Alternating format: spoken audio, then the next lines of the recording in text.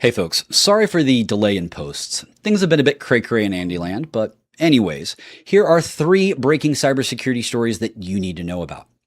First up, Scattered Spider. They're back in the news, but this time it's not another breach. I actually have some good news. Yeah, it turns out that 2 British script kiddies just pleaded guilty to hacking Transport for London. That's the network of subways and buses that move around 5 million people a day all over the capital of the United Kingdom. Yeah, they caused over £29 million in damages, and the crazy part, they were freaking teenagers when they did it. Yeah, the script kiddies in question are Talha Jubair and Owen Flowers, both members of Scattered Spider. For those of you that don't track these sorts of things, Scattered Spider is a loosely affiliated crew of English-speaking kids that have been absolutely dominating their way through Western enterprises since 2022. This is the same group tied to MGM Resorts, Caesars, Marks and Spencer attack, and a string of intrusions across Snowflake customers too. These again, young native English speakers, and they're really, really good at social engineering. Yeah, that's how they're getting in. It's not about exploits and vulnerabilities. It's just simply about logging on. Now, I should also mention that the TFL operation here ran from the end of August into September of 2024. Investigators say the pair got initial access, well, the classic Scattered Spider way, social engineering.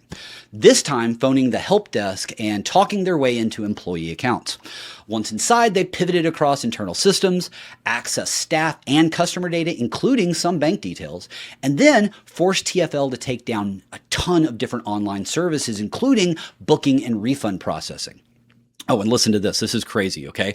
All 28,000 TFL employees had to show up in person just to reset their passwords. So it's 2026. I mean, why are we just now seeing the convictions in the news?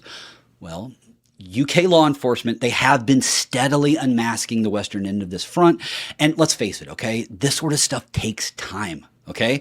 I should also mention in the end, Flowers actually separately admitted to intrusions at 2 U.S. healthcare firms, SSM Health and Sutter Health.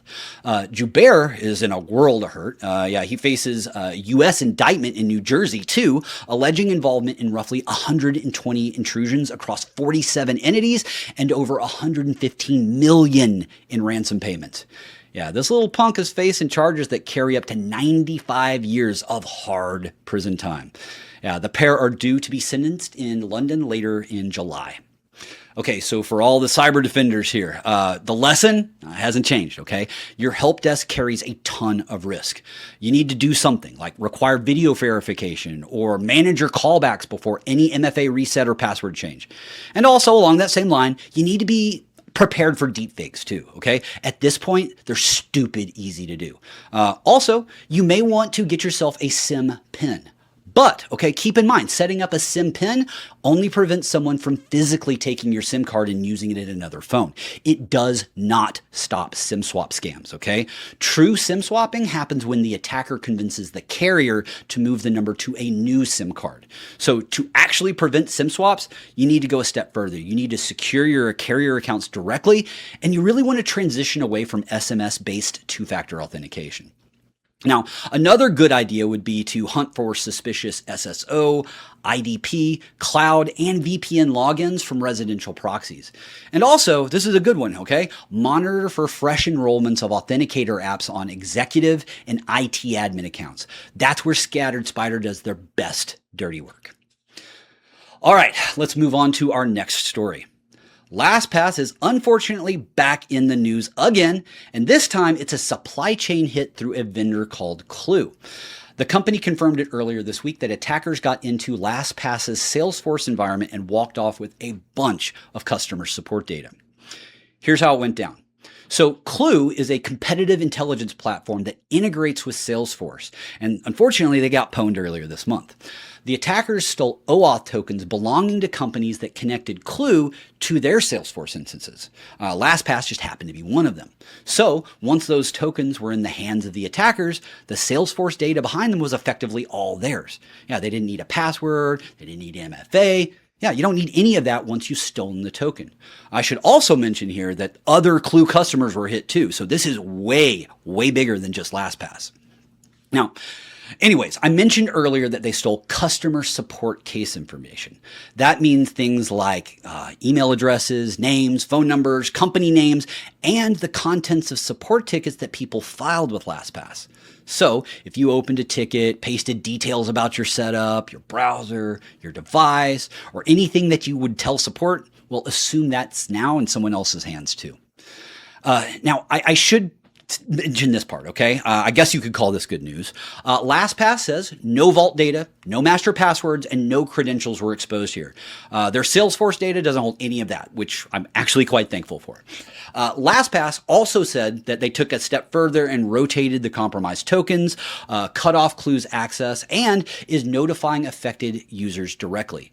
Yeah, this one's really going to sting. I mean, the optics, even if it's a small technical blast radius, is still going to be a damaging thing for them. So if you've ever contacted LastPass support, regardless of whether it was a consumer or business account, you need to watch for targeted phishing that references your old tickets, okay? That's the obvious next move for whoever has this sort of data. You'll also want to turn on phishing-resistant MFA if you haven't. And if a stranger emails you quoting real support case data, don't click. You want to go through the app and verify directly. All right, last story of the day, folks. If you run a Fortinet firewall, stop what you're doing and rotate your credentials right now. Attackers have hit roughly 75,000 FortiGate devices across 194 countries, and the stolen passwords belong to some of the biggest companies on the planet. So here's what happened. Security researchers had verified intruders pulled credentials off FortiGate firewalls and dumped them. Yeah, the password list reads like a Fortune 500 directory. Foxconn, Samsung, Comcast, Siemens, Lenovo, FedEx.